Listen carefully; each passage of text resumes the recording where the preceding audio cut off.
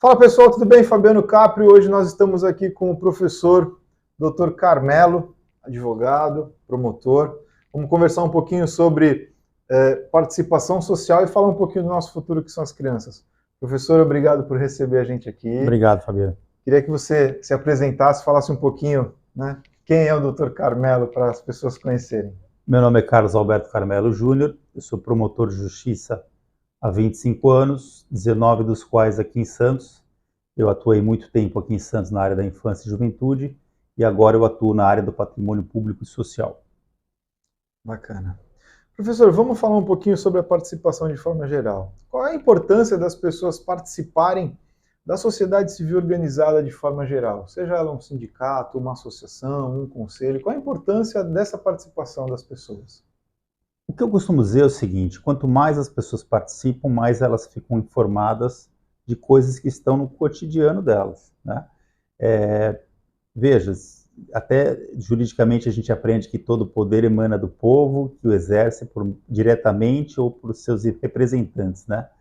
Se eu não participo, se eu não fiscalizo, se eu não me inteiro das coisas que são da cidade, que são de todos, eu corro o risco de outros decidirem e de forma ruim coisas a meu respeito. Então, eu acho a participação hoje em dia um direito do cidadão.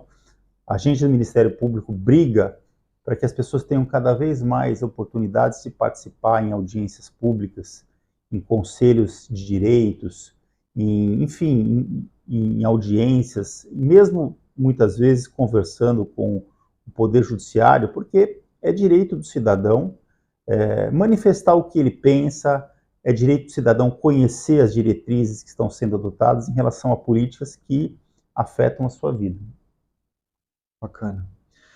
Entrando um pouquinho a fundo na participação, professor, qual é a importância de nós escolhermos os nossos representantes? Seja ele um síndico do prédio, seja ele um presidente da república, um prefeito, enfim, qual é a importância? Resgatando aquela ideia de que a pessoa vai atuar em nosso nome, nós estamos colocando alguém ali que vai decidir por nós mesmos, né? Quando a gente elege um conselheiro de direitos, quando a gente elege um síndico, nós estamos delegando a essa pessoa o poder de tomar decisões que nos vão afetar. Então, da mesma forma que a gente escolhe, né, o que a gente pode oferecer de melhor para um filho, a gente também tem que escolher a melhor forma dos rumos da cidade, né, dos rumos dos negócios coletivos, seja ele um edifício de apartamento, seja ele uma cidade. A gente precisa escolher quem são essas pessoas que realmente vão desempenhar com o tempo essas atribuições de decidir em nome de tantas pessoas. Bacana.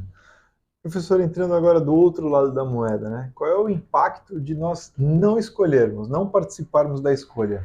Eu acho o seguinte, eu acho que as pessoas acabam ficando extremamente alienadas. A gente vê muita hoje a questão das fake news, né? Eu acho que as fake news é o retrato da não participação. Quando a gente pega um contingente de pessoas que acredita piamente em situações que, aos olhos de muitos, é muito fácil perceber que são mentiras, e você pega pessoas acreditando nessas fake news, você verifica que essas pessoas procuraram não se inteirar, não se informar e não participar, e acabaram delegando a pessoas que muitas vezes que não têm lá muito bom tino para decidir, ou muito boa vontade para decidir, a condução dos negócios públicos. Então, eu acho assim, a consequência de você não escolher bem é você ser mal administrado. E pior ainda, é você ser guiado, você ser manipulado e ficar muito mais suscetível a essas questões como as fake news. Bacana. Professor, entrando um pouquinho na parte eletiva, né, da escolha, do voto, da participação, nós temos a situação do Conselho Tutelar, né, onde tem todo um processo, né, para que se chegue até a eleição, tem a documentação que deve ser entregue, tem a prova, né, pelo menos as últimas foram assim, agora tem algumas novas mudanças aí para as próximas seletivas, e tem também a condição do local de votação não ser o mesmo do local de votação da eleição convencional.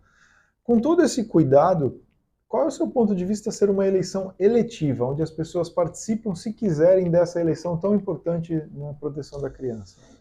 Olha, eu sempre quando eu atuava na infância, um dos mantras que eu costumava invocar é que a criança tinha prioridade absoluta e que todas as políticas e questões que envolvam o desenvolvimento do país tinham que ter a criança como um aspecto prioritário a ser olhado. Dentro dessa ótica, faz sentido você pensar que você deliberar a respeito de quem vai tomar as grandes decisões, grandes e importantes decisões envolvendo criança e adolescente, faz sentido que a eleição fosse obrigatória, né? Faz sentido pensar que o brasileiro deveria efetivamente ser convocado a, num dia em particular, pensar efetivamente a respeito dos representantes que vão efetivamente decidir, deliberar e muitas vezes tomar atitudes de extrema relevância em prol de crianças e adolescentes. Mas não é assim.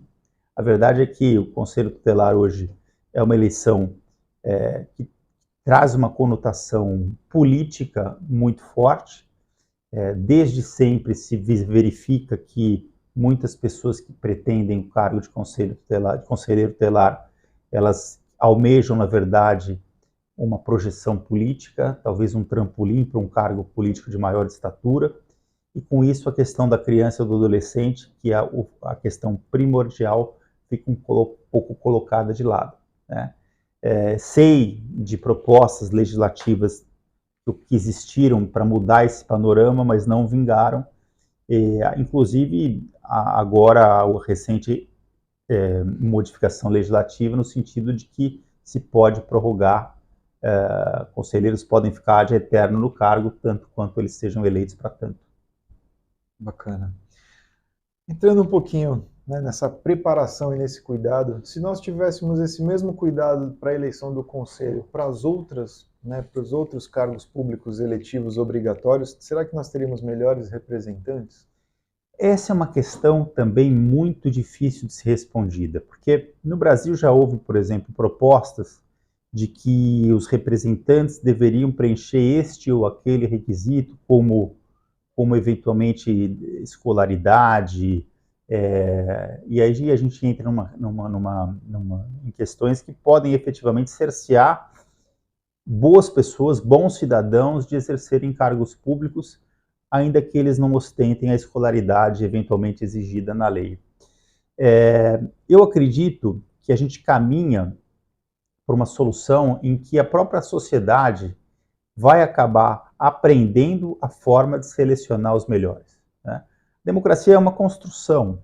Nossa democracia ainda é muito jovem, a gente ainda tem alguns obstáculos a superar para construir uma democracia efetivamente sólida e com representantes que efetivamente consigam desempenhar a contento os anseios da população. Bacana.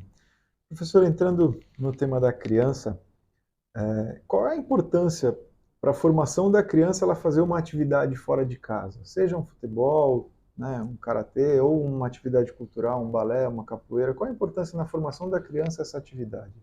Olha, eu quero dizer o seguinte para você, num mundo tão virtual como nós caminhamos para hoje, eu acho que cada vez mais se reforça a ideia de que a cidade como um palco de encontros.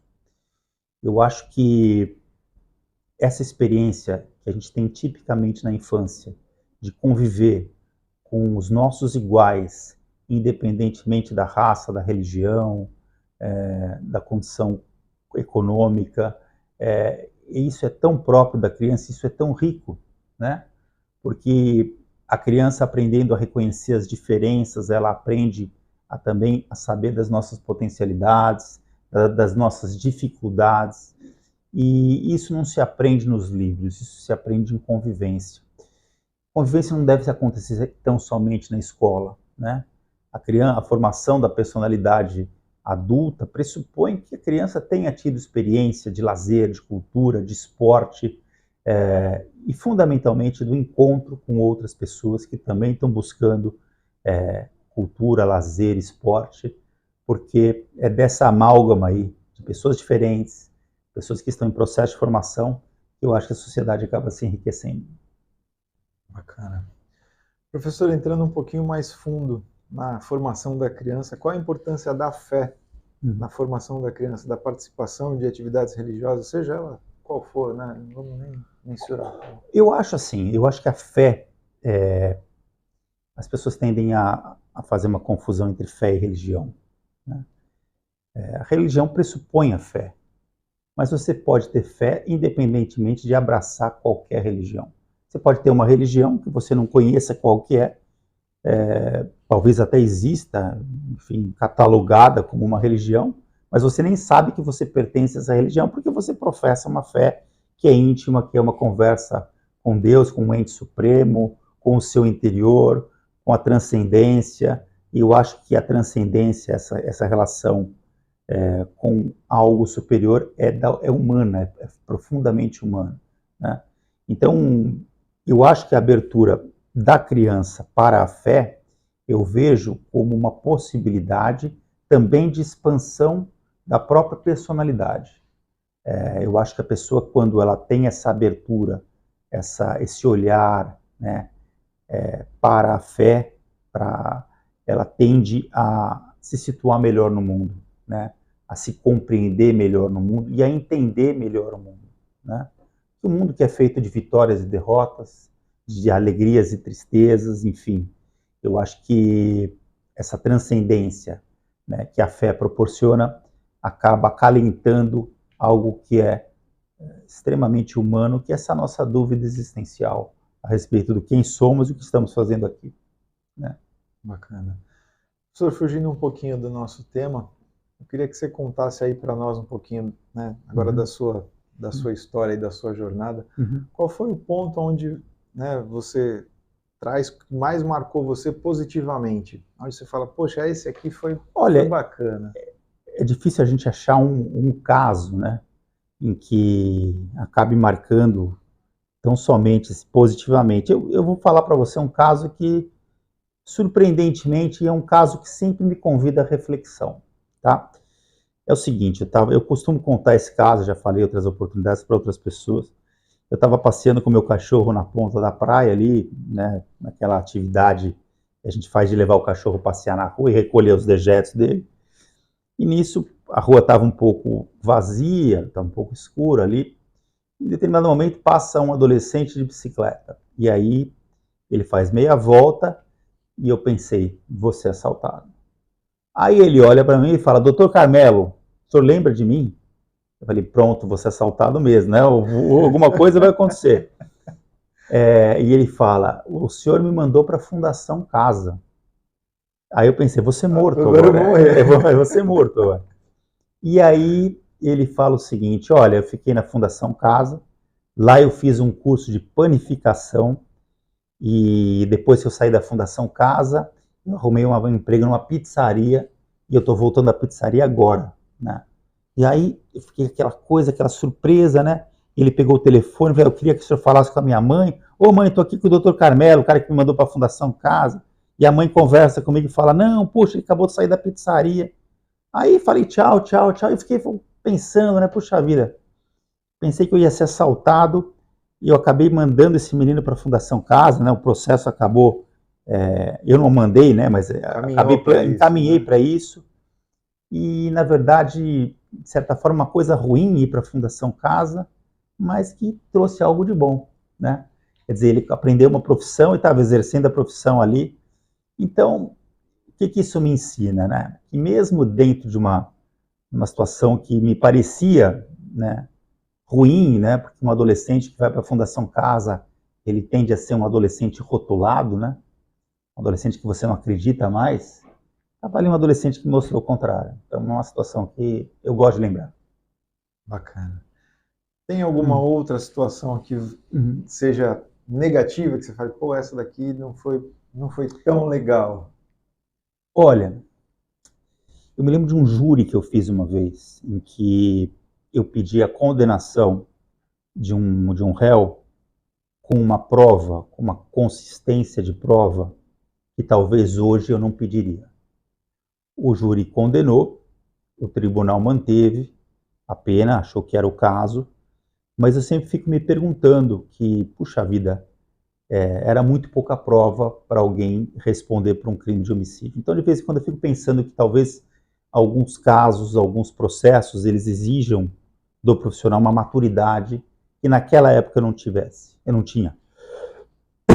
Mas assim, também não me culpo muito não, porque a prova foi revista pelo juiz de direito, pelos jurados e também pelo Tribunal de Justiça, e eles todos confirmaram. Talvez eu esteja sendo muito benevolente, né? Na verdade, acho que a vivência, né, vai trazendo um pouquinho de flexibilidade. Eu até conversei com o advogado que fez o plenário comigo e manifestei a ele essa minha inquietação. E ele falou, não, olha, estava tudo dentro dos conformes, não saiu nada de errado, não. Mas a gente sempre fica com essa pulga atrás de orelha, né? Ninguém quer condenar por condenar ninguém. Sim, claro. E é todo um colegiado, hein? Você não faz nada sozinho, você tem uma série de nuances que vão dando possibilidades de confirmar ou não o que se está sendo falado, ainda mais no júri, que é algo tão aberto. Exatamente. Bacana. Professor, entrando na fase final do nosso bate-papo, eu queria que você deixasse um recado para quem assistiu aí a gente, para quem participou aí, escutou um pouquinho da nossa história. O recado, eu acho que a temática de participação, né, eu sou muito entusiasta da participação. A gente desenvolve na Promotoria de Justiça um projeto chamado Promotoria Comunitária, que pressupõe efetivamente que as pessoas participem dessas grandes discussões que envolvem a cidade. Isso tem ficado cada vez menos, cada vez mais as pessoas se ausentam desses locais. E é dessa ausência que a gente vê, por exemplo, que, enfim, o nosso déficit de cidadania está crescendo cada vez mais. Portanto, o meu recado é para as pessoas participarem mais desses espaços de participação. Tá bom? Bacana. Professor, obrigado pelo tempo, pelas palavras, pela história. Tá bom. Espero que foi bom. Pessoal, fiquem todos com Deus. Ficamos por aqui. Até logo. Obrigado.